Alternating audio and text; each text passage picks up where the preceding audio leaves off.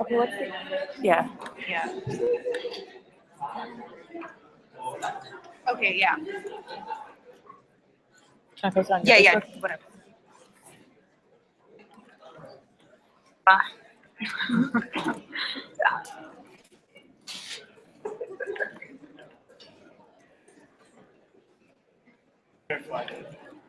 For what?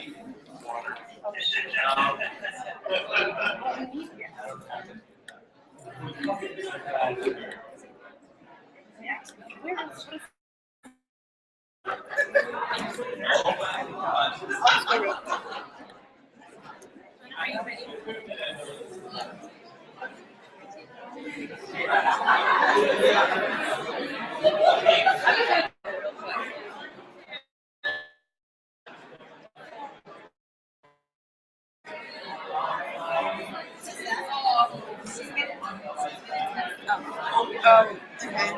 I'm just gonna post the link on.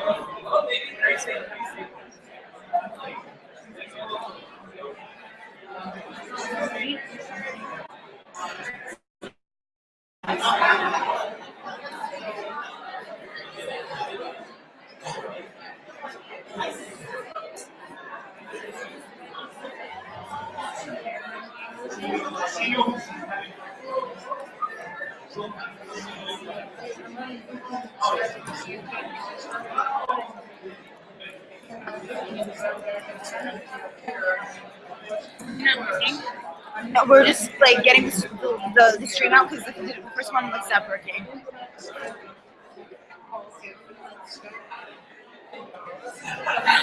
Shit. Can you like check? Okay, it is great. Okay, Tala. Okay. So, hi, my name is Tana, and I'm a member of Students Allied for Freedom and Equality, or SAFE. And I would like to start off by talking, oh, so my computer was.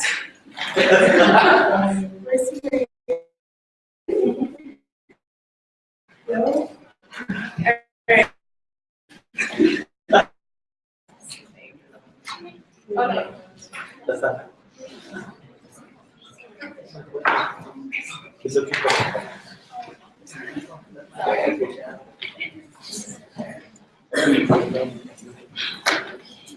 Sorry about that. Okay, technical difficulties. So my name is Tana, and I'm a member of Students Allied for Freedom and Equality, or SAFE, and I would like to start off by talking about our own experiences as students who advocate for Palestinian human rights.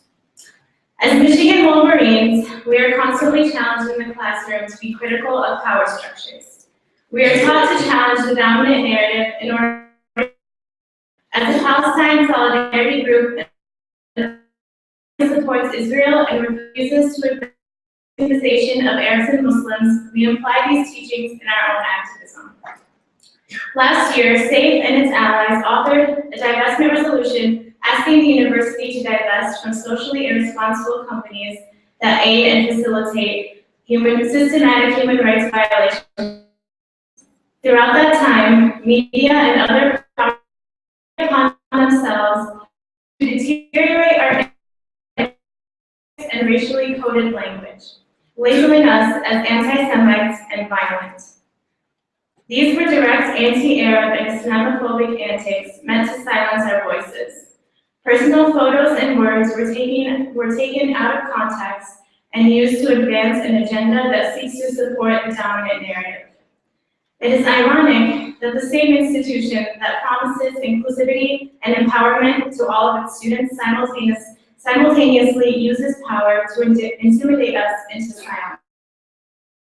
Ourselves in a position of anger and hopelessness, but at the end of the day, we remain motivated to advocate for marginalized human rights violations. Be exposed to the public through social media and other outlets, Zionists have gone to extreme measures in order to suppress the growing Palestinian solidarity movement. It is out of similarly unfortunate circumstances that we bring you our guest tonight, Professor Stephen Salaita. It is with great honor, however, that we extend this platform for him to first a brief introduction from fellow SAFE member Nicole.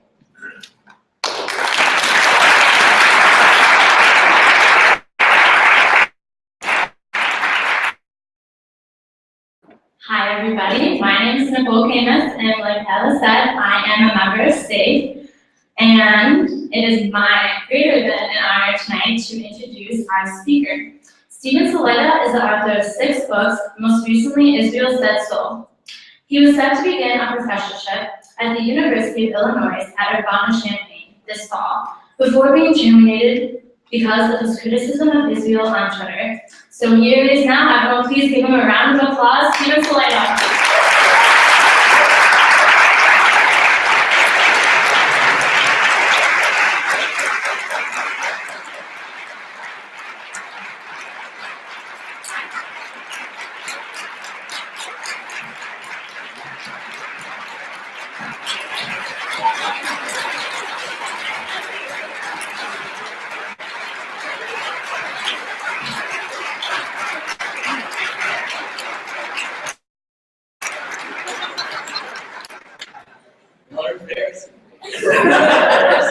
Oh my goodness.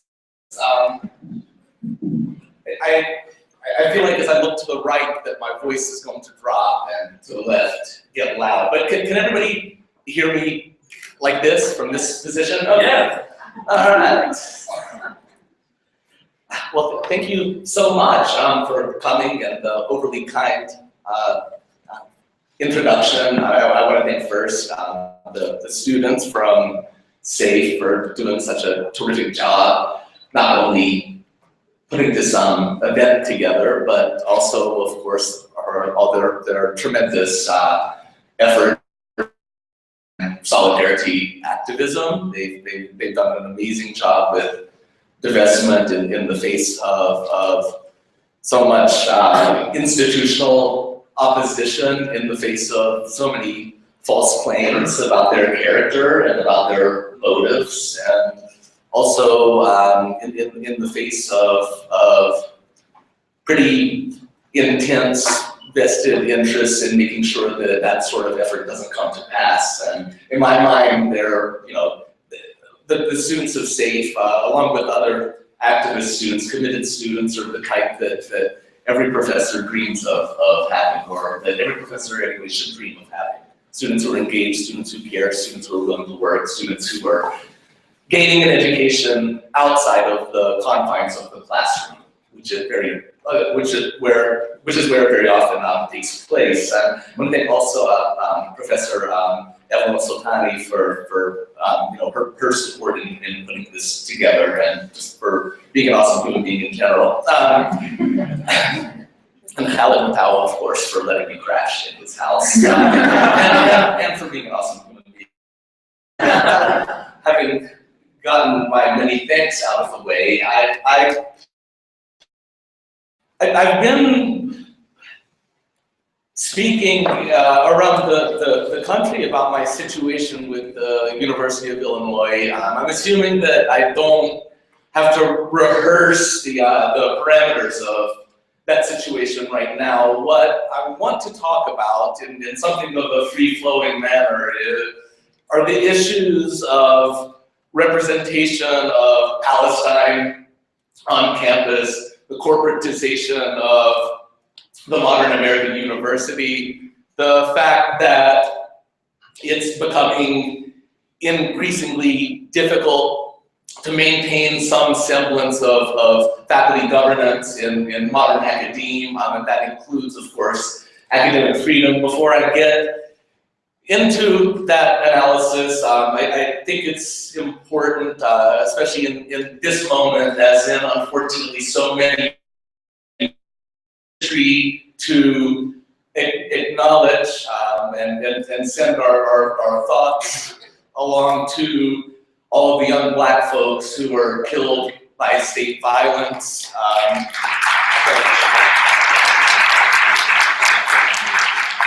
The indigenous communities whose lands continue to be colonized, also to the people of Palestine who continue to suffer tremendously at the hands of ceaselessly violent military occupation. And when I say that young Black people are killed by state violence, I talk about, or I have in mind, of course, the police as agents of the state, but also as those who uphold a particular system. And it's a particular system that entails various forms of structural iniquity. So as I sort of move forward with my life and my comments here, I should point out that I don't trust in the system to provide justice. I don't turn as an antidote to to any sort of fundamental social inequality or political or economic inequality. That I think that these movements gain currency at the level of grassroots. I believe that we are best being aware of the dangers of being co-opted into a language of liberal multiculturalism when we set our strategy and when we set our goals and then when we work to achieve those goals. And I think that it's absolutely crucial to think about the human costs of injustice and the simple power of human relationships, right? When we set about to undertake some kind of change. And in so doing, we emphasize the sanctity of the human being and of human life rather than the sanctity of the institution. So these are things that are sort of compelling my forward momentum. But when we think about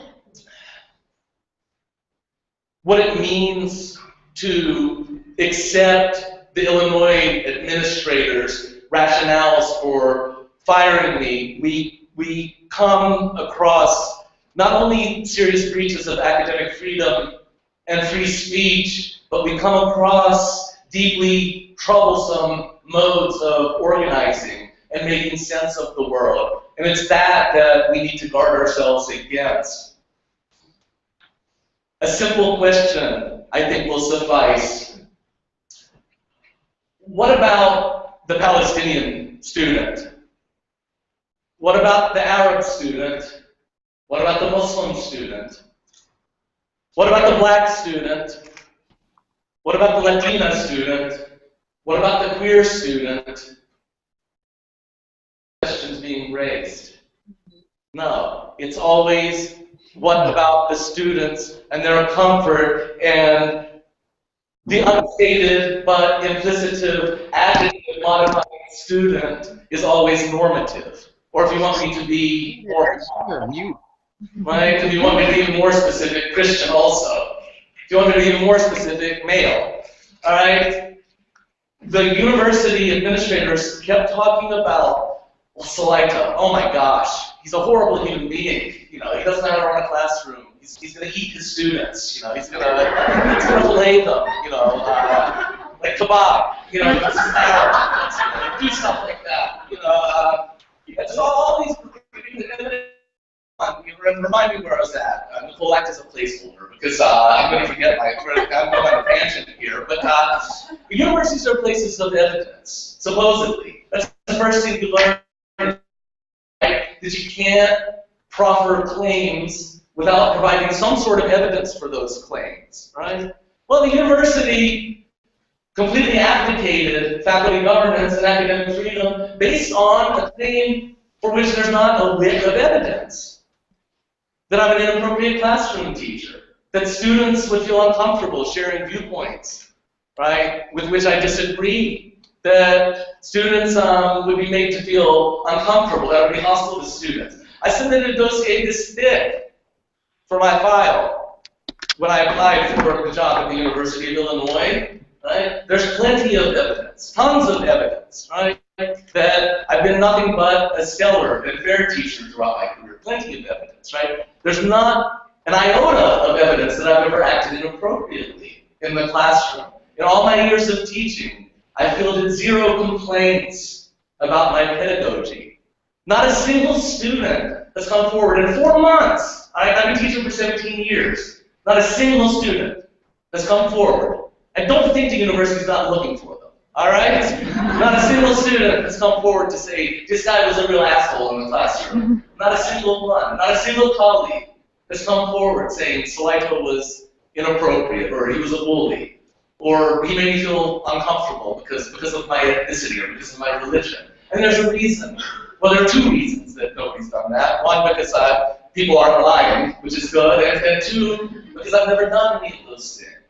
Right? There's no reason for them to come forward. So when university officials, in Illinois and elsewhere, right, all university officials, when they wax poetic and sanctimonious about the values of higher education and trust and honesty, right? Remember that in the case of the University of Illinois, they violated the most basic and fundamental rule of higher education, that you don't make decisions, right, based on nothing more than innuendo and assumption. If anybody doesn't the university's decision based on claims, there's no evidence for that. That's place market. Thank you. Okay. Okay.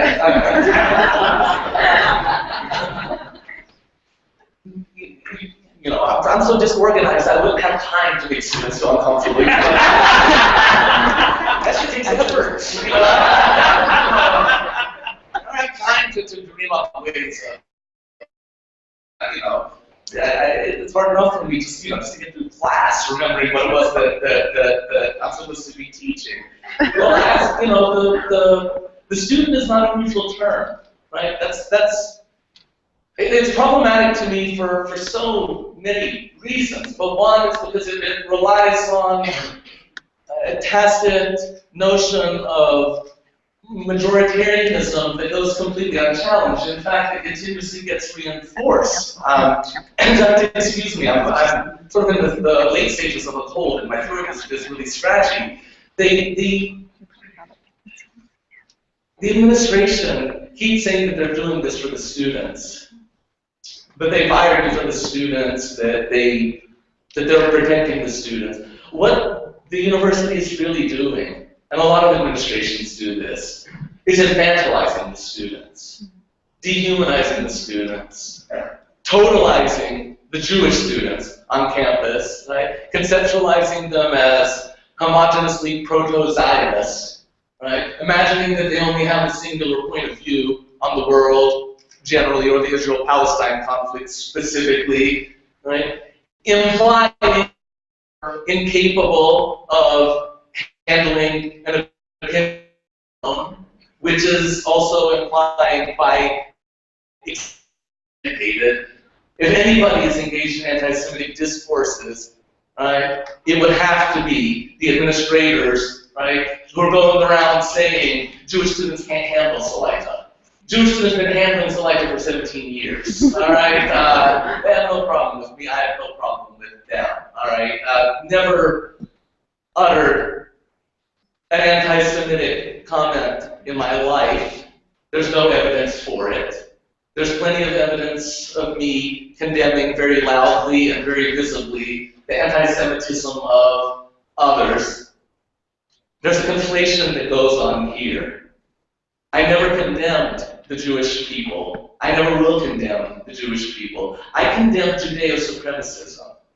There's a huge difference between condemnation of the actions and behavior of a nation state and condemnations of a cultural, ethnic, or religious community. And those who want to conflate the cultural, ethnic, and religious community with the actions and behaviors and very identity of the colonial state are a conflation that is not only untenable, but deeply dangerous discursively and morally. I'm an American citizen. I'm also a citizen of Jordan, of Palestinian background.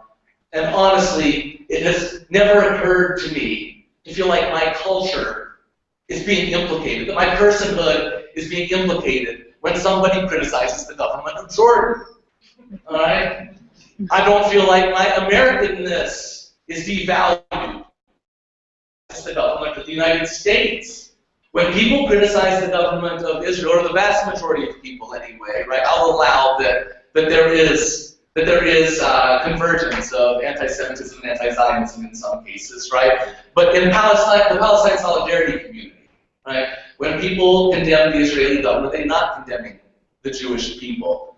To even suggest that they are condemning a cultural group, first of all, erases a significant portion of the Jewish community itself that stands in solidarity with Palestine, and second of all, limits, in a very deep way, in a very foolish way, in my opinion, what it means or what it might possibly mean to identify as Jewish, right? We have to think of our identities beyond the strictures of a nation state, a colonial nation state at that. And then it begs the question, if this is your culture in action, right, then you need to explain to me what your culture has to do with military occupation and with checkpoints and with killing 500 children in the course of less than 60 days, right?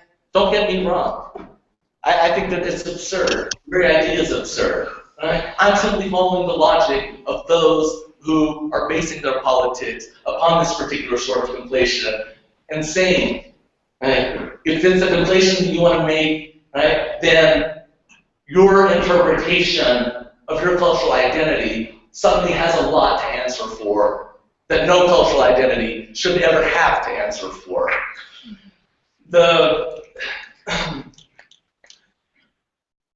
The student, of course, that administrators always fret about is always implicitly normative, right? How many racist professors have African American students had to deal with, you know, for the last 200 years, right? How many homophobic professors have gay students had to deal with? How many absolutely idiotic Islamophobic professors of Arabs and Muslims had to deal with? I can answer from my own experience as somebody who was once an Arab student, right? A lot. I heard the stupidest shit that you could ever possibly imagine coming out of the mouths of professors, and not a single administrator fretted about my comfort in the classroom, and not a single administrator ever fretted about the comfort of a black student in the classroom, not a single administrator ever fretted about the comfort of a non-minority student in the classroom. Enough of this discomfort already, enough. What they're really saying is, we don't want those who feel invested economically or psychologically with the majority to feel any sort of discomfort, because that's a challenge to the particular sort of privilege that sustains them. It has nothing to do with being good to students and treating students fairly. All right, nothing.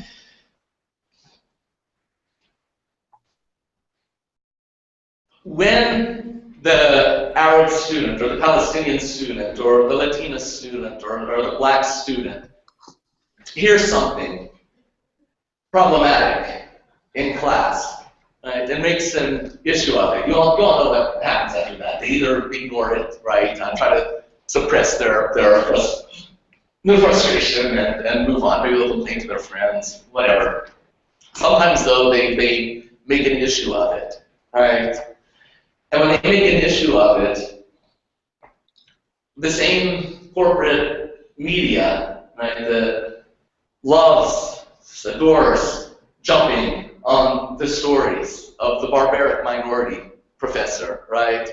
The same corporate media that loves those poor, precious students, right, who can't handle ideas, right?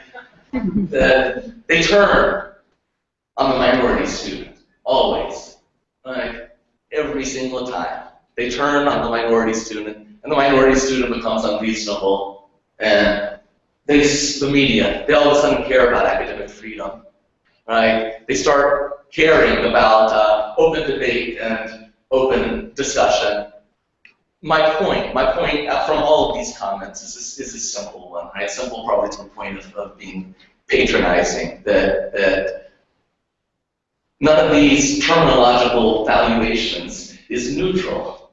They're all invested in political systems, right? They're all invested in unacknowledged ideologies, right? They all end up informing a notion of common sense that supplements the interests of the wealthy and the powerful, that people who proffer these arguments and engage in these debates very often don't care about students or faculty or academic freedom at all, that it's their political orientation that dictates how they choose to respond, right? Not their adherence to a particular political principle, right?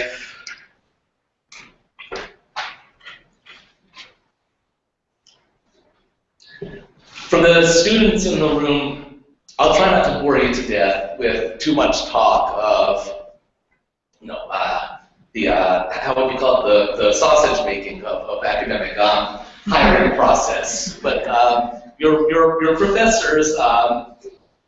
professors didn't just get hired from a classified ad back in the Detroit Free Press. They did. And unless they're a really, really well decorated worker, then they might just be given a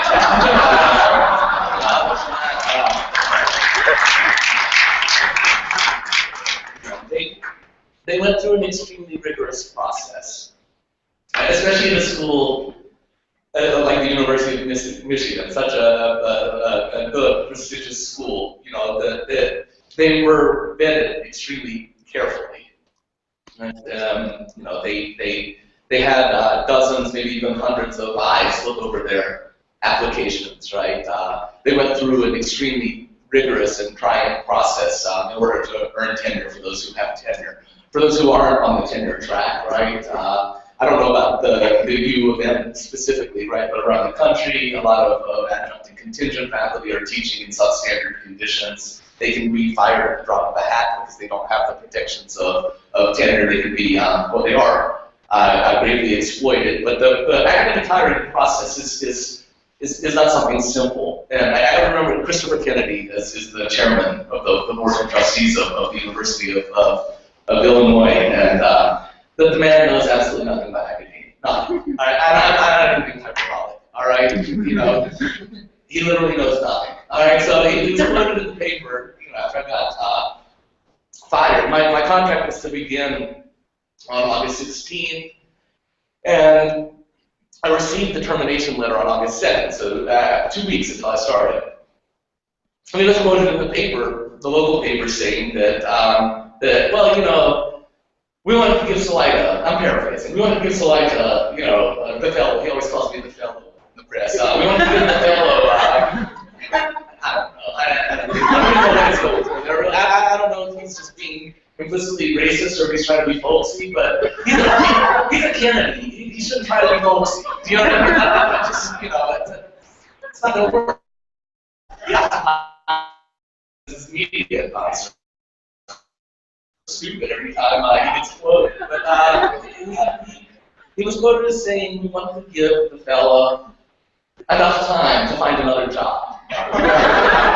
Serious, right? 2 weeks, all right? The semester was beginning in 2 weeks. I couldn't even pick up a contract course in 2 weeks, right? Schedules get made, a semester in advance. At Virginia Tech, our semesters got made, our course schedule and the staffing got made 3 semesters in advance, right? We can't just go, pick up a job, right? And so there's this there's this sense that professors live the easy life, right? That they get a job and then they coast. And I'm never one to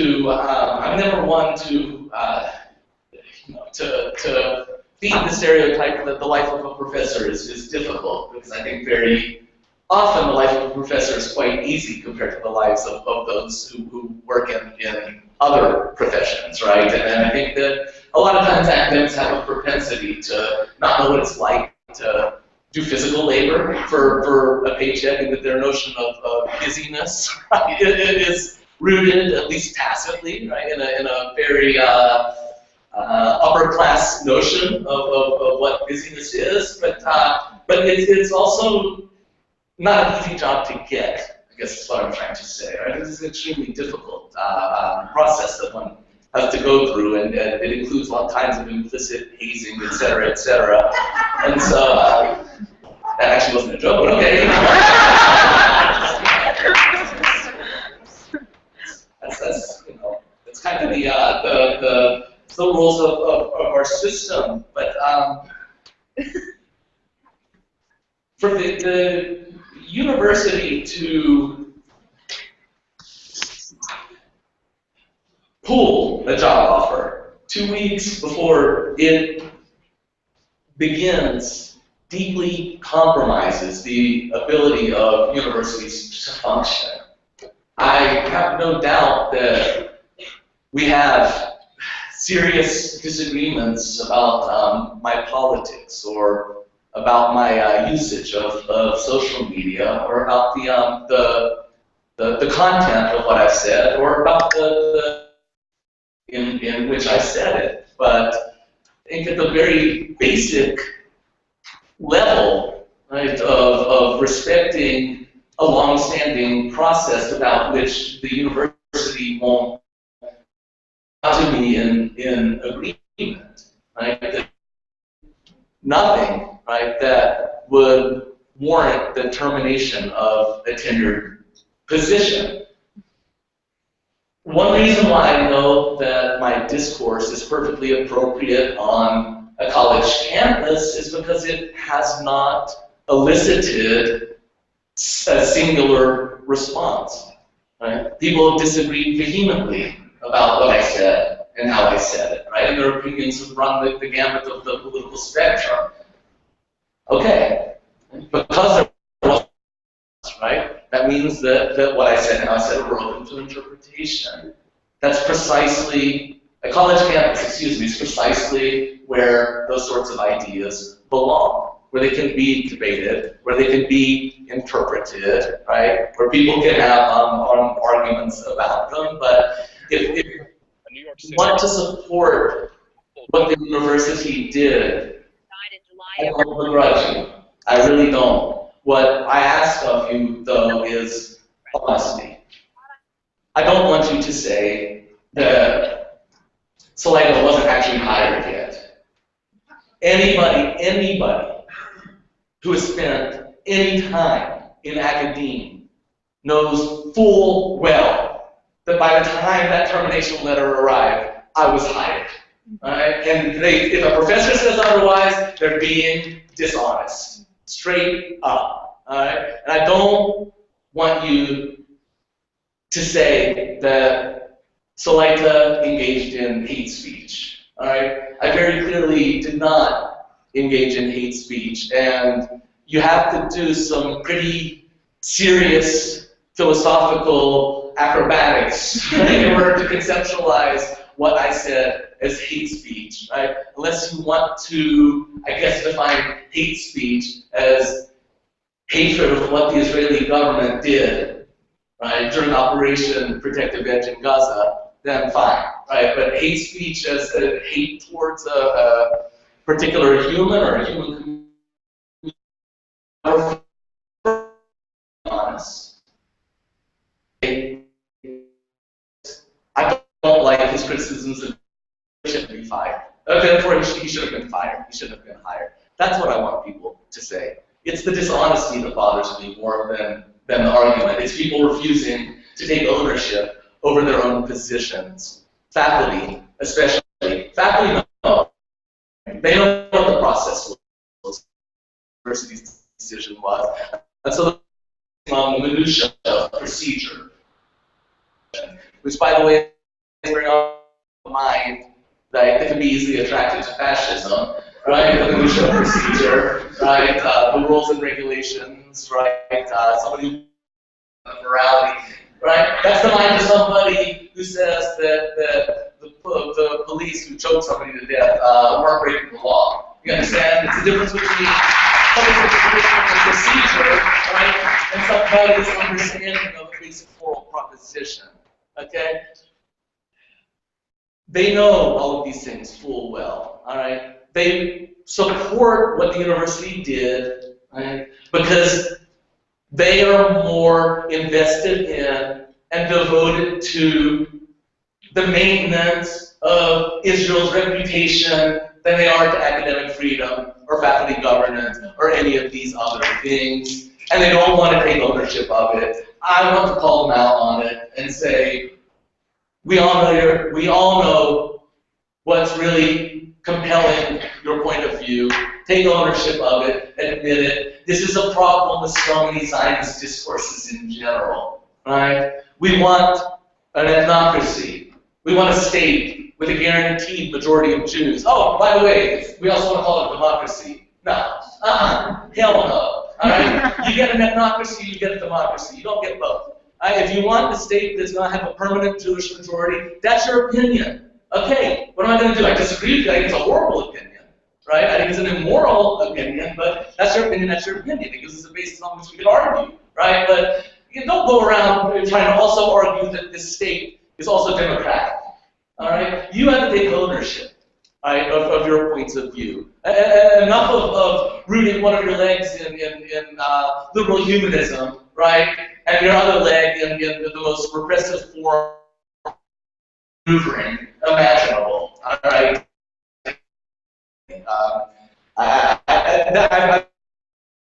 By the response of the faculty, by what I see as a latent, sometimes explicit dishonesty. The university did when they ought to know better, not only because it harms me personally, but because it very much harms our profession, right? They're changing the rules of our profession. They're undermining the protections, right, on behalf of Israel, because they don't want Israel to be criticized, right? Think about that for a moment, and think about what would even so deep a commitment to it in the first place. Commitment, right, to human beings, day after day, hour after hour.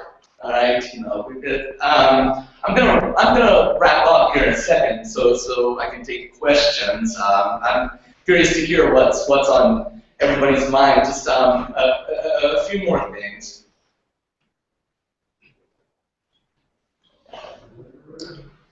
I wasn't fired for my tweets. That's one reason I think my pace has generated such. I was fired because of donor. There's plenty of evidence of that. We are specifically or by name. One of them is a gentleman named Steve Miller, businessman, and he's also on the board of the Jewish Federation of Chicago, which is a pretty heavy hitter Zionist outfit. We know also that Simon Weiss a letter to the university administration expressing concern about my hire. Beyond that, we have some anonymous donors, or donors whose names have been retracted, right? Who threatened to withhold future contributions. Should the university bring me aboard? It's to keep the donors in mind, because all too often this conversation descends into an argument.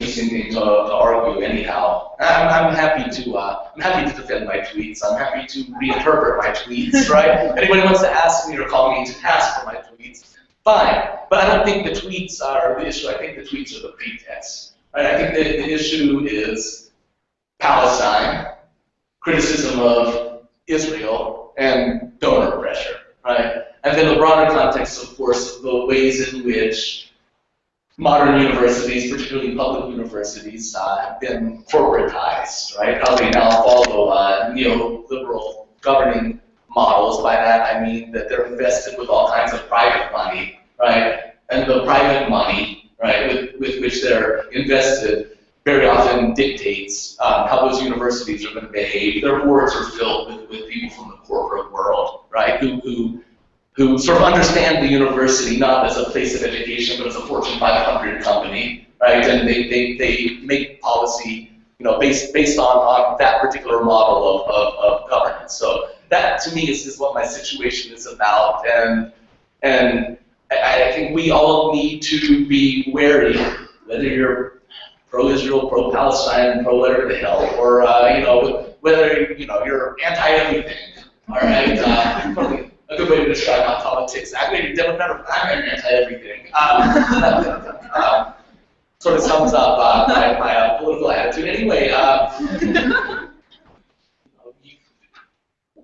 I think wherever we're invested politically, if we're also invested in the university as a site of learning, as a site of intellectual engagement, then we all ought to be deeply worried about the influence of donors. We've seen it at Florida State recently, where the Koch brothers, right, hired an economist, right? They gave money to the econ department and told the econ department, who ideologically they wanted to hire an econ department, did it. It's the Koch brothers. So I'm pretty sure their demand is look, we're gonna give you some money. I want you to hire somebody who has a poster of Milton Friedman above his bed and who curls up with his copy of Atlas Shrugged every night, and then says a little prayer before sleeping to the free market, right?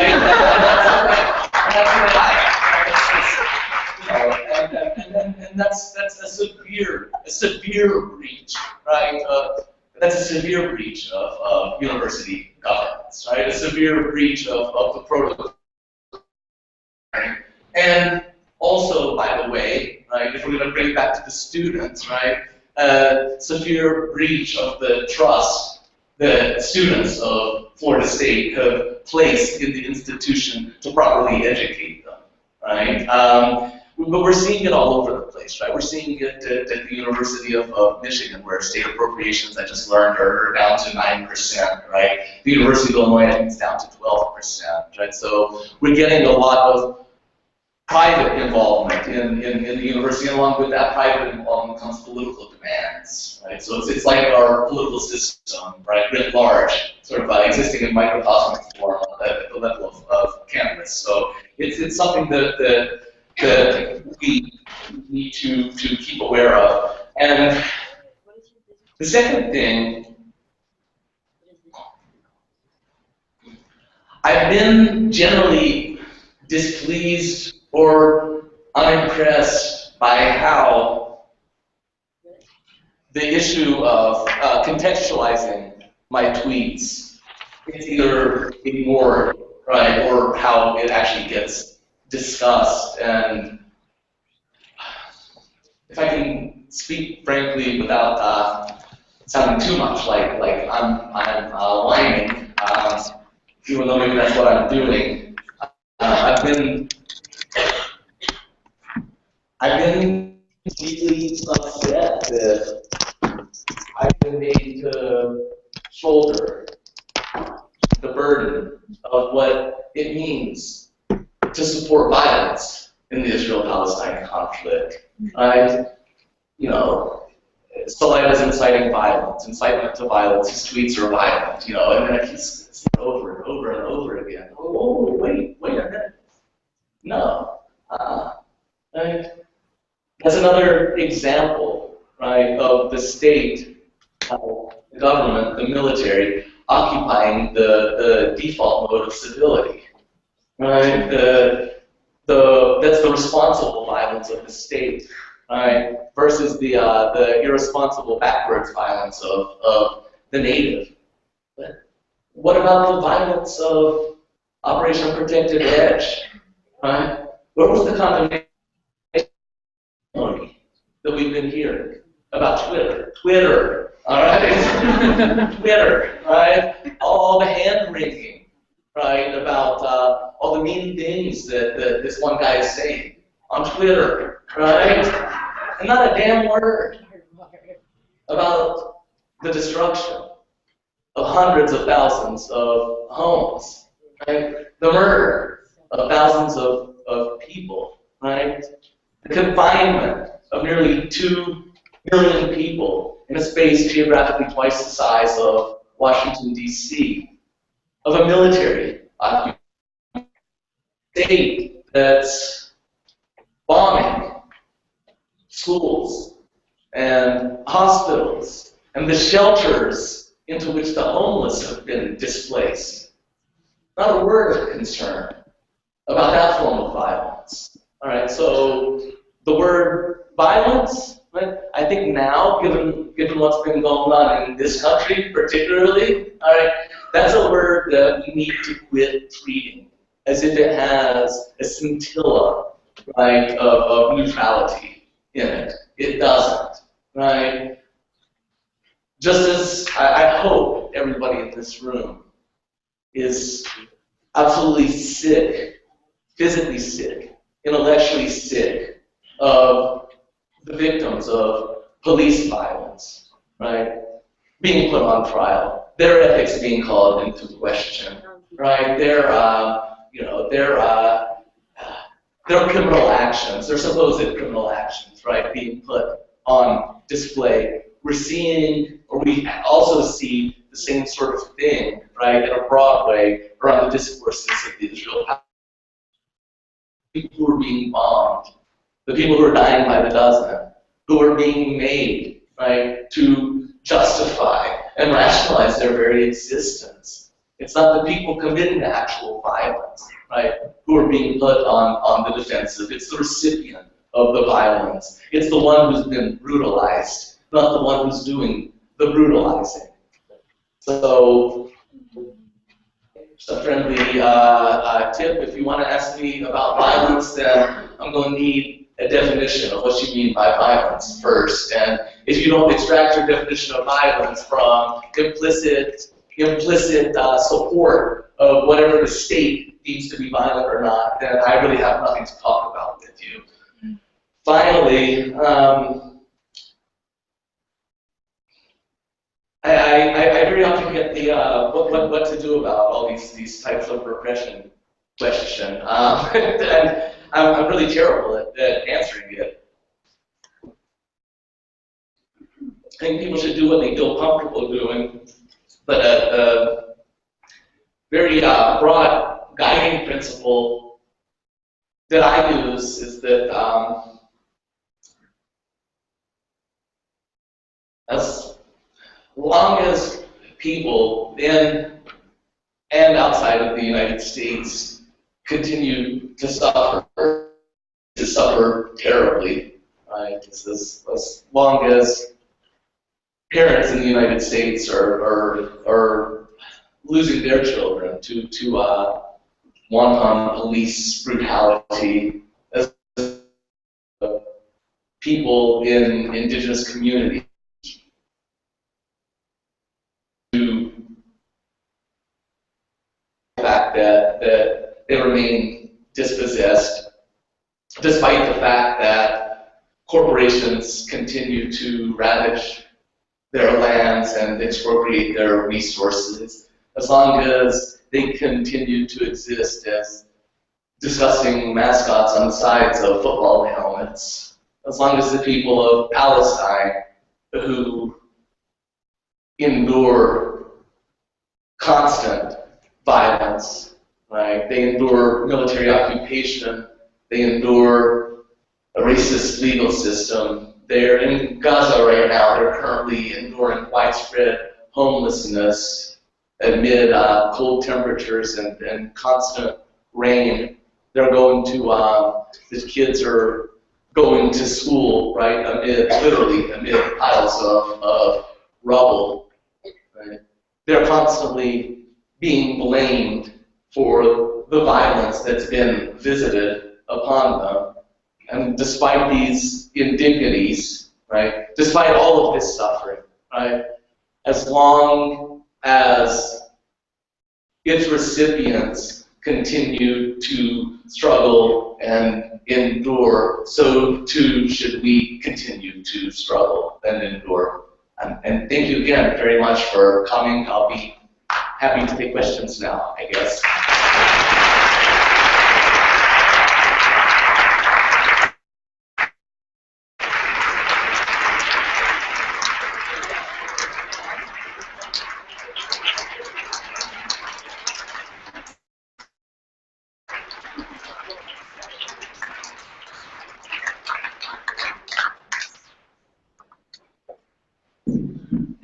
everybody. So just to get what you do is if you have a question, you can go to either the sides, and if the questions are more than 1 minute in length, we will stop them. And other than that, please line up if you have a question. Thank you.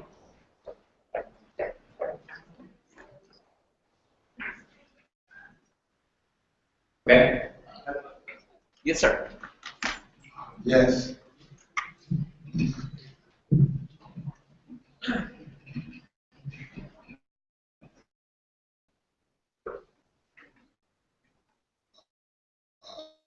Universities for about 50 years. I've seen where a couple hundred faculty we have, or where the American University, the American Association of University Professors would fight the university administration for late notice, what they call late notice on some contracts, or you didn't do anything on campus. What I want to know is, where were the faculty at University of Illinois petitioning on your behalf, and where was the American University, the American Association of University Professors on this case? And maybe they are doing something, I don't know. But if they're not doing something, I want to hear your opinion on why you think there's so little support from your peers. Okay, thank you.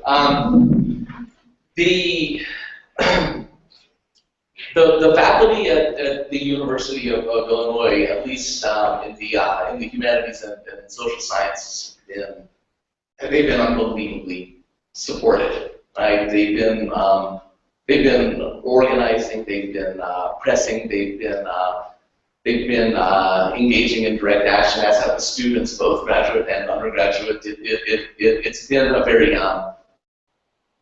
if you will, around this issue, and the tremendous, huge coalition of students and faculty and community members are pushing back.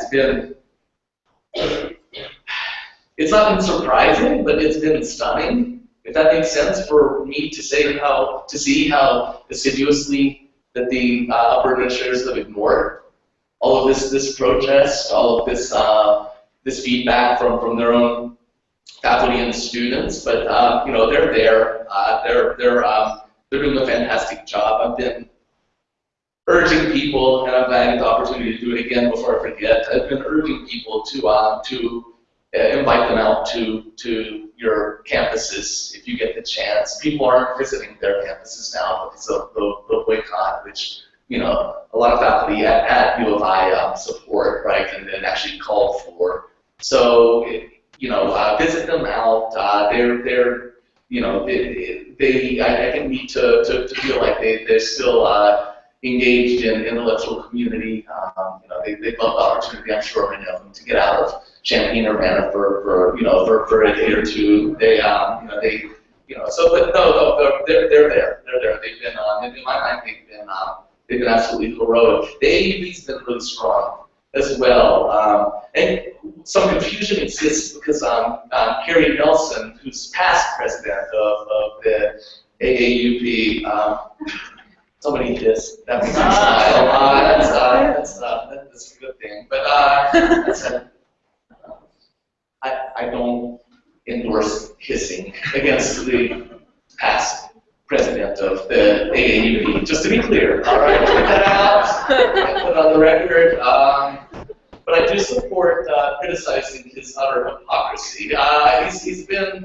He's been going around invoking, as he does at every opportunity, his status as past president of the AAUP, but both the national and local chapters of the organization have explicitly distanced themselves from him. And the national AAUP, they actually gave me a $5,000 grant. They wrote a report condemning the U of I's decision. They are actually treating this not as a breach of contract or as an unfulfilled hire. They're actually treating it as a suspension of or a termination of a faculty member without pay, right? That occurred without due process. So they're treating this as an actual firing. they're currently doing an investigation. It takes a long time, given what's at stake and given their limited resources, to see whether the U of I ought to be censured, right? And you know, I'll say my opinion on that. So I guess should I switch sides? Okay, yeah, please go ahead. I was wondering if you could elaborate on your opinion on the role played by the expansion of administrative functions and the expansion of administrative faculties in modern large U.S. universities. Thank you. This process of corporatization that I mentioned finds its that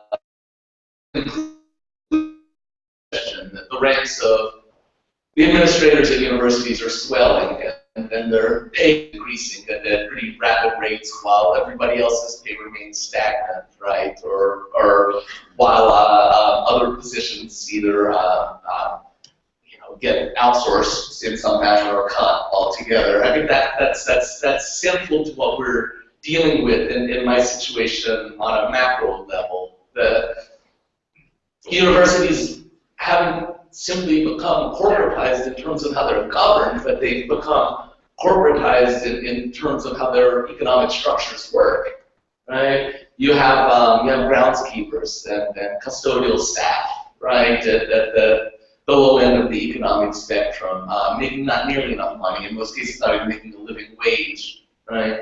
You have adjunct or contingent faculty, right, who are busting their tails, teaching way more classes than anyone should teach, which also, by the way, right, is a tremendous disservice to students. I was talking about the benefit of the students, right? Treat their teachers with opportunity to use their talents in the classroom rather than giving them too many sections of class per semester to teach, if you really give a damn about the students, right? Then above them, it's hierarchy. So you get to the top of the hierarchy, and you have growing administrative ranks. You have administrators, lots of them now making six-figure salaries, and they seem to be perpetuating their own particular class system, right? And anything that can be seen as a threat to the perpetuation of that particular class system, right, needs to be dealt with in either formal or informal ways. And some of these positions are ridiculous. Now, they really are. I don't even know what the hell they do on all their time. Instead of worrying about what faculty spend their time doing, I'd really like to see a report about what the assistant provost for underage drinking, who makes $400,000 a year, what the hell he's doing? You know what I mean? Or the dean for making sure that the railings on campus are up to date with nice shiny paint. It just goes on and on. It's sort of flow. And so people get invested in it, right? Literally, right? And they end up perpetuating their own sort of class rule. Right? It's an extremely dangerous precedent. Again, if we actually care about students who are not invented, but students who are actual human beings, right? That they end up paying more and more and more tuition, right? They end up with more and more overworked, underpaid teachers. They end up with fewer and fewer structural resources, right, to help them through, et cetera, right? Well, the money's going somewhere, all right? Go look online, right, and look at the ranks of the administrators in public universities. You see exactly where the money's going. Yes. Thank you so much for this wonderful lecture. The gentleman who was here before me asked a question that's sort of related, but I'd still like to ask you two opinion questions based on your experience. First of all, the campus that dehired you is a campus where faculty actually have more of a voice than they do here. They have this campus faculty association that is trying to form a faculty union, and it's not recognized right now. And so my first question is, if they had a collective bargaining agreement in place, do you think that, based on what happened, do you think that it still would have happened? And I hope that faculty are listening. And also, what kind of advice do you now have for people who are on the academic job market? Thank you. Thanks.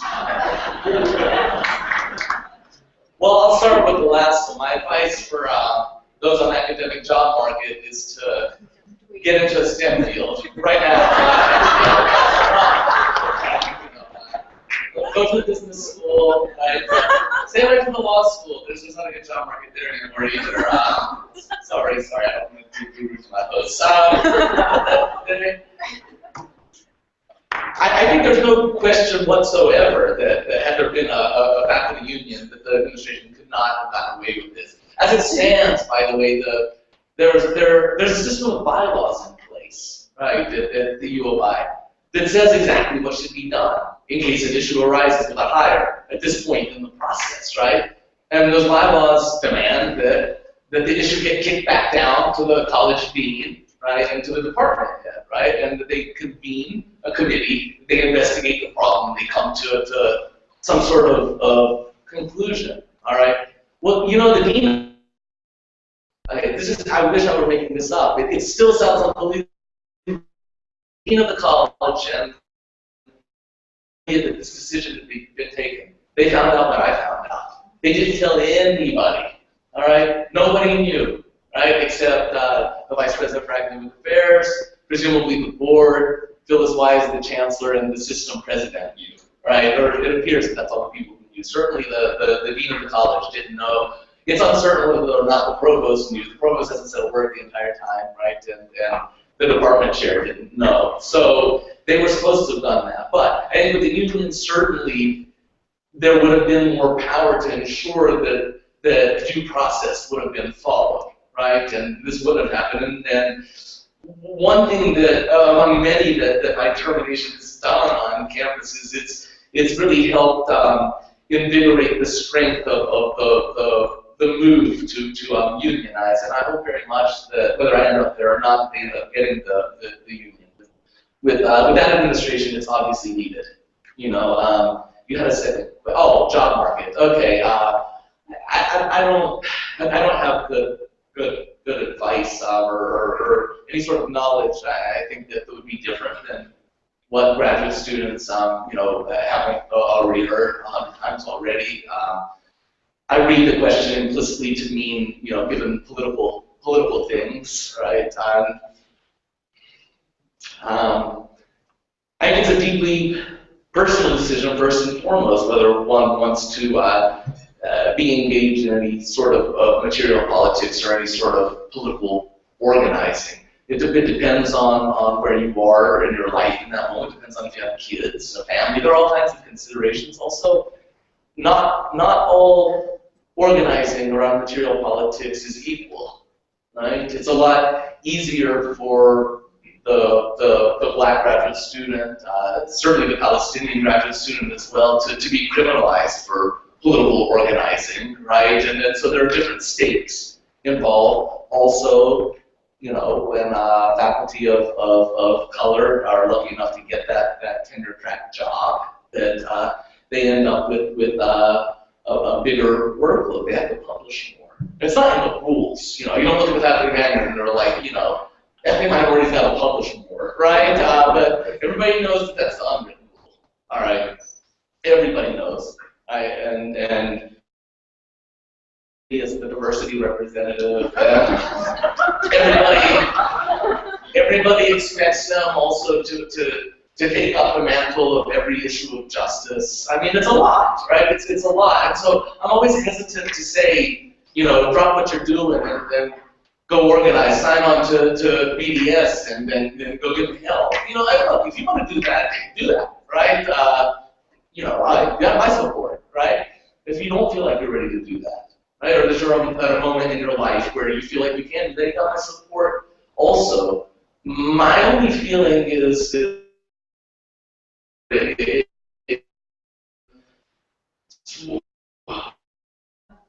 you should speak up on a particular issue. If you feel ready to speak up on a particular issue, you should not silence your own voice out of fear. All right, that I think is just something in general. You should not silence your voice out of fear ever. Say what you have to say, and you can take it from my experience that a lot of people have your back. A lot of people have your back. And second, in certain fields, I don't know that we can really make a firm distinction between our material political commitments and our scholarship anyway, right? And so in many cases, the very act of producing scholarship constitutes a sort of political commitment, right, or a material commitment that in some ways, in some cases, might harm them on the job market, right? So, you're really making the decision about whether to be politically engaged or not when you're deciding what topic you want to research and how you go about, producing research around it. Am I on this side? Yes, sir.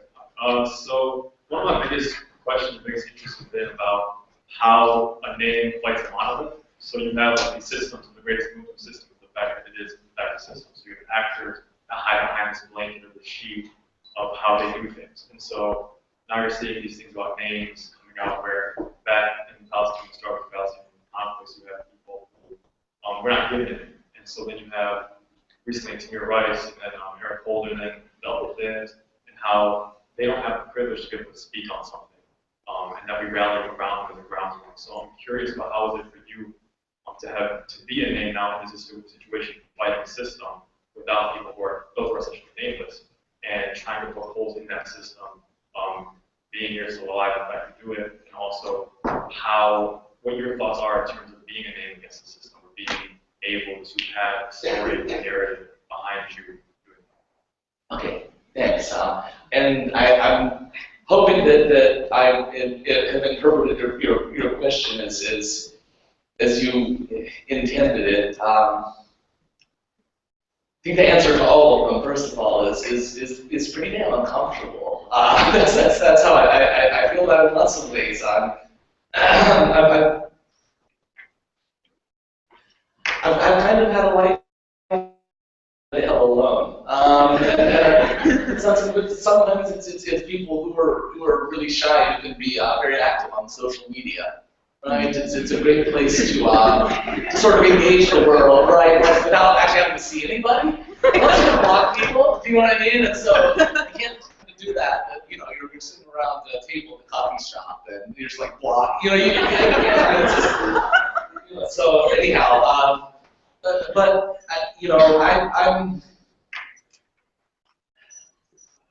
I'm wary of the very notion of a name in activist and scholarly communities. I'll be frank with everybody that I've got a 2-year-old son. I'm not 40 yet, and I feel like my career's been destroyed. I'm fighting for my career. I'll do whatever it takes to those ends, right? If that means becoming an avatar of, of a particular politics around academia, then I'm happy to do it. But I do hope very much that people, and I think they have been doing this, look at me as a flashpoint and not a personality. I could get reinstated to my job next week, right? And if the systemic issues that led to my being fired in the first place, right, aren't changed or altered, then that's one person, right? Sort of gets by on the system, but that system remains. So, I don't. I'm trying to be very guarded against anything that has to do with my name becoming an avatar of sorts of a problem that precedes my birth by many decades, and that has affected and continues to affect so many other people. So for me, it's a matter of keeping our attention as much as possible on the conditions that the determination, right, and also finding ways to put it in that necessary broader context of neoliberal economies in academia and you know, the ways in which speech that's critical of state power is never fully free.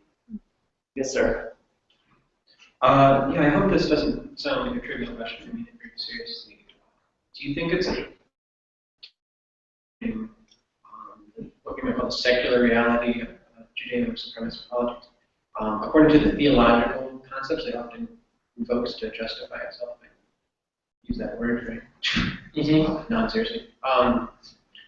If we're motivated to challenge it on, according to like secular moral objections, do you think it's too dangerous to invoke the theological inconsistencies that they might be invoking to justify secular, real violence? I personally, I know that wasn't the focus of the talk. Okay. You call that a trivial question? That's like, that question is like that question is like way beyond anything that I might even begin to claim as expertise, right? I'm afraid that I'm not going to be able to be very helpful, and for that, I apologize sincerely, but what's coming to my head in response as you're talking is, I don't know, it's something that I want to sit down with and think about, and not just babble out as I continue speaking. So I'm going to have to apologize and probably bow out, but it's something I want to keep thinking about, and I would be extremely happy and eager, in fact, though, to get your contact and to continue talking about it. I'd like to read or recommend some readings, and I'd like to think about it a little bit more, because I think it's important. Yes?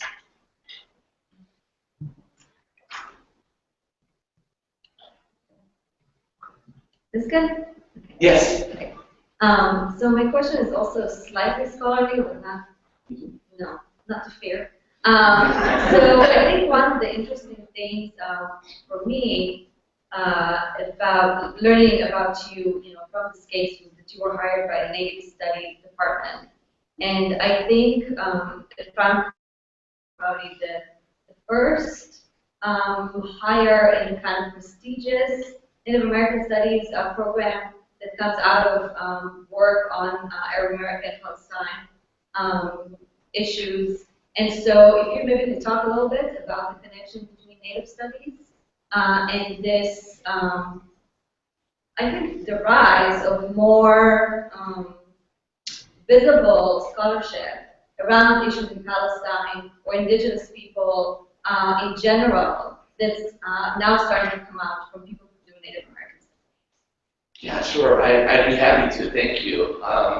It gives me an opportunity to address something that unfortunately had overlooked anyhow, and that's I guess the field of curriculum and such, more broadly Indigenous studies, and how it's generally been impacted, but specifically the department into which I was hired.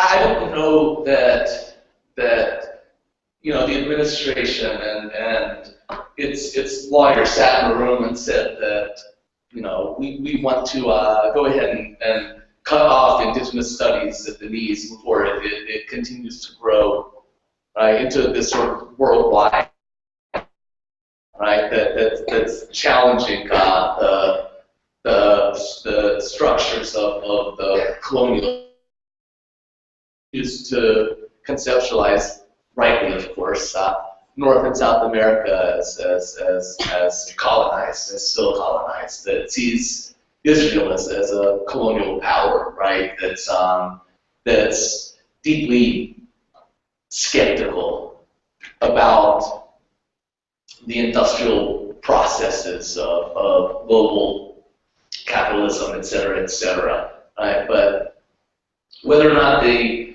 intended to make that move, right, again, I don't think they're clever enough to have thought of it, right? I do think that it's certainly not accidental that they felt compelled to cut this off at the knees, and that so many people, right, academics, let's say, with more traditional viewpoints about the world, have been so adamant in supporting the university, right? This was an attack not only on Palestine, but on Native American studies as well. And there's a tremendous power and potential, right, in the modes of organizing across borders that people in these fields are starting to theorize and to practice.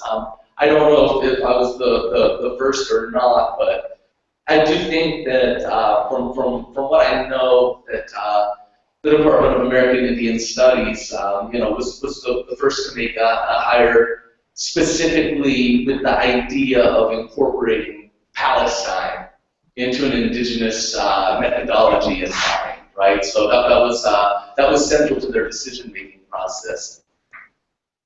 So please, those of you who are spying, quit, please, I'm begging you, quit talking about me not being qualified, okay? That's a tremendous, tremendous, tremendous insult to the people who hire me and the people in this field, and you are on the search committee. So you know whether or not I was qualified or not in the first place. But I don't even know why I got hired, by the way. I wasn't there when the search committee was deliberating. I submitted an application, I got hazed on campus for 2 days, they offered me the job, right? I don't know what kind of but I think on the first they're looking at something globally. They had recently hired 2 people, both from the University of Michigan, incidentally, right, who were working on the Pacific and issues of the Pacific. And so the chair of the department, Robert Warrior, a lot of you probably know his work. Edward Said was one of his mentors at Columbia. He studied under Edward. He spent some time, especially in graduate school in Palestine. He has a deep sense of the terms and conditions of the so-called conflict, and I think he and the rest of the department were very interested in pushing the conversation in such ways that we're thinking more systematically and closely about what it means, or what it might mean to think about the field in an even broader global context, and try also to make sense of all of this organizing that's happening on the ground between indigenous peoples in and Palestinians, right? And so, there was definitely that I think vision in mind from the point of view of the AIS department at Illinois, that they wanted to move in this direction. So it's been tremendously disappointing, I think, for the department that and it's been really disappointing on a broader intellectual sense that something that really was going to be a bit of an experiment, right? Never quite got off the ground, but those potentialities are there anyhow, and they're going to keep happening. Yes. Oh, yes. So we're going to go ahead and ask us 2 more questions, and that'll be it for tonight. I'll take both at the same time then. I just wanted to ask you about, because you've seen how faculty kind of have to watch what they say, suppress themselves, just in case they'll anger one of the donors, or they don't want you there because of your beliefs. Sometimes the students feel the need to suppress themselves, especially nowadays, where we're in a situation where we're allowed to get involved, we have opportunities to get involved, but then you have the flip side where my mom's Palestinian American, and she'll tell me, be careful what you get yourself into, because when you apply for graduate school, they can see that, they can see what you're involved in. So is there a need for this field? Is it warranted to say, oh, maybe we shouldn't get involved? Or is it actually maybe just admit, maybe we aren't looked at as seriously, since we can't poison the minds, I guess, of other students? So I'll just wonder. Okay, thank you. Yes? I was going to ask, I don't know if you know, but a little over a year ago, Alice Walker was coming, and the Center for the Education of Women had invited her just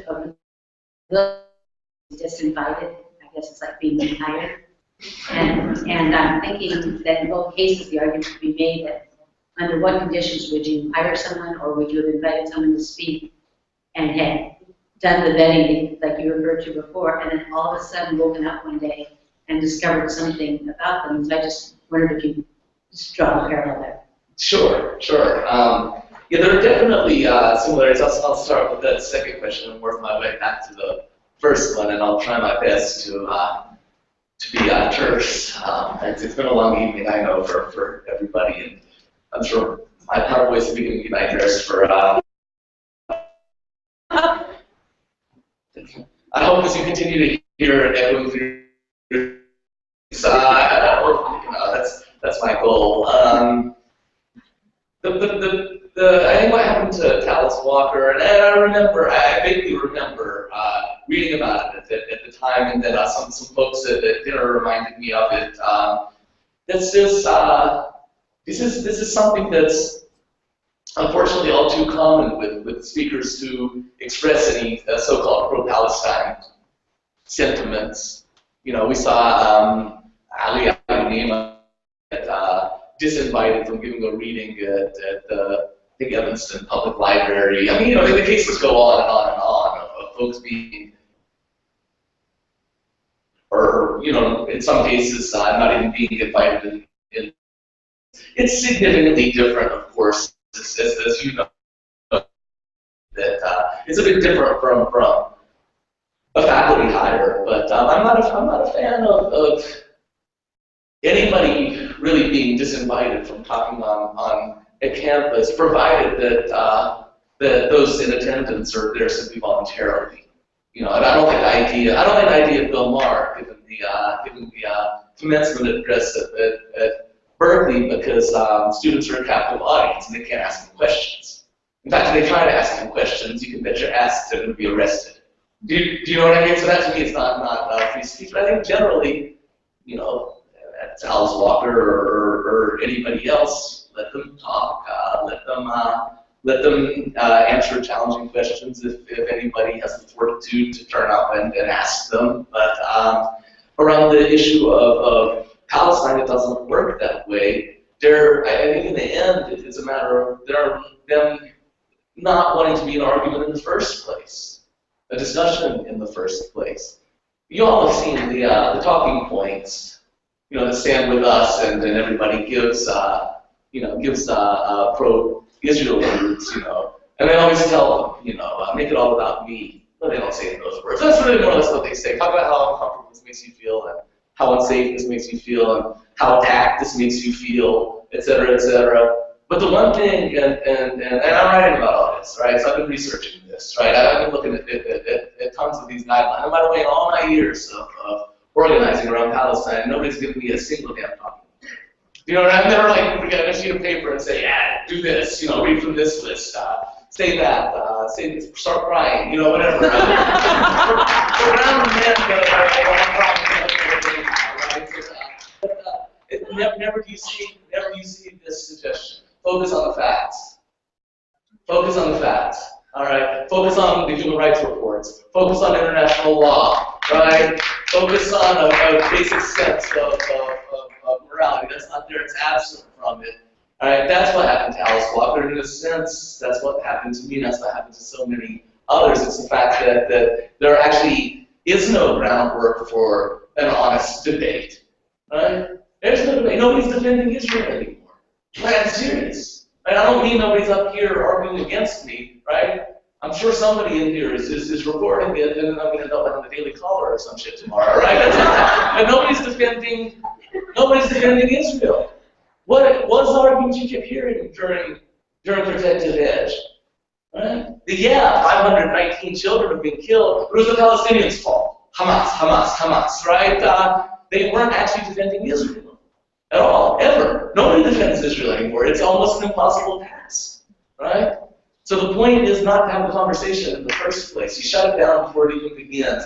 Because if you get to a point where an actual debate on fair terms is happening, then there's nothing that the pro-Israel side really can argue. besides pointing their finger across the table and saying, you all are Palestinians, therefore you all are synonymous with Hamas, therefore the responsibility of the destruction of Gaza is yours. And that's the argument that you hear these days, right? So that's it. I don't like anybody. I don't like it when, people I agree with fear the viewpoints of dissenting speakers. Ignore it or go ask a question, but there's no need to shut it down unless people are being forced to attend in some way against their will.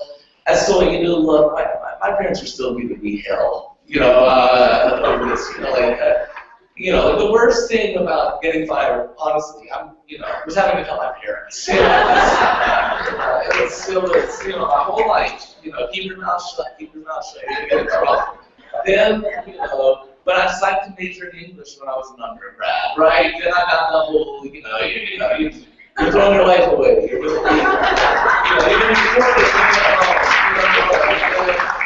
I thought I'd beat the rat. I had a 10-year job, had my own house, nicer house than my parents' house. That's the American dream, I did well, and then sure enough, I got in trouble. I'm 40 years old and living at home, and so I've come around to maybe the necessity of parental wisdom, but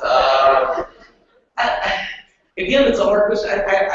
I keep emphasizing, and I promise I'm not trying to get a cop out. I keep emphasizing that it's deeply personal, and by that I mean it's a choice you make based on your desires in conversation with your life circumstances. It's the playing field's not equal. Like there's an immigrant student who's on some sort of fellowship and sending her paycheck back home every month isn't really in a position to rattle rouse, or she might be in a position to, but she's going to have to think long and hard about the possible consequences. Who's let me be frank, who's white and male and has rebelled against his wealthy parents who are still very connected, right, and wants to be radical, is in a much better position, right? Because if that person gets criminalized or that person gets kicked out of school, that person has the resources to get out of trouble. So you have to think about, where you're at in life, economically and personally and emotionally. And I say emotionally because it's hard sometimes in engaging in political issues. So it's hard for all sides. You hear things about yourself that you don't want to hear. People say things to you that aren't nice, that are downright uncivil, right? People, you go home at night and you feel like you just want to drop out of the entire world, right? It can be a hard commitment. It can be also, right? It can bring you closer to human beings in really beautiful, life-lasting ways. But, by the time you're in college, your parents can't be making your choices for you. You're ready to make your own choices, engaged or not, and in what ways you want to be engaged. Let me just suggest that being engaged in issues, let's say, of racial justice and colonization, doesn't mean that you necessarily have to be vocal or visible.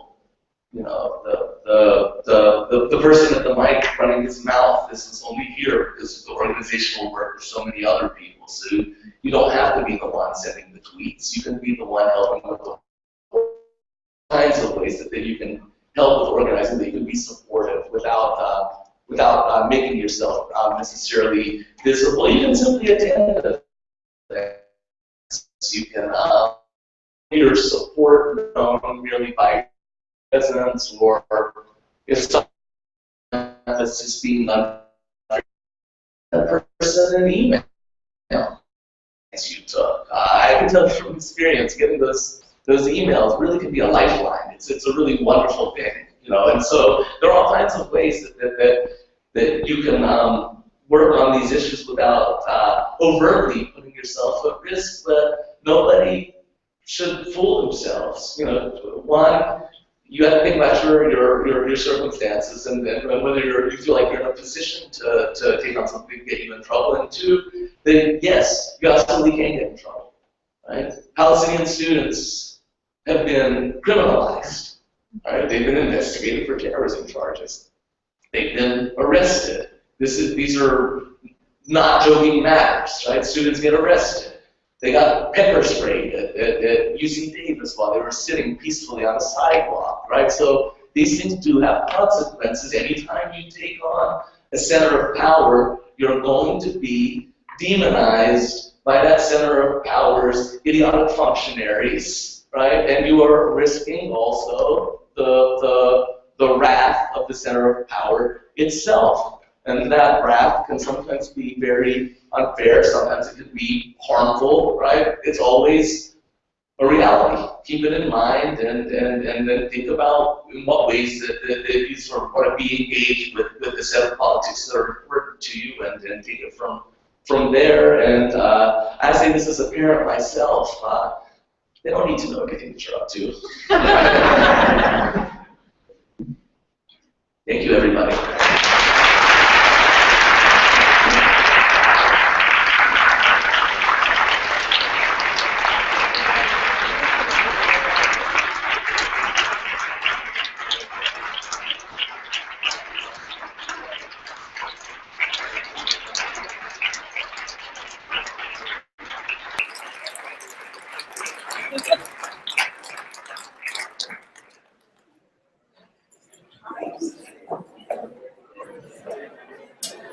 Thank you everyone who has come out, and please go home safely.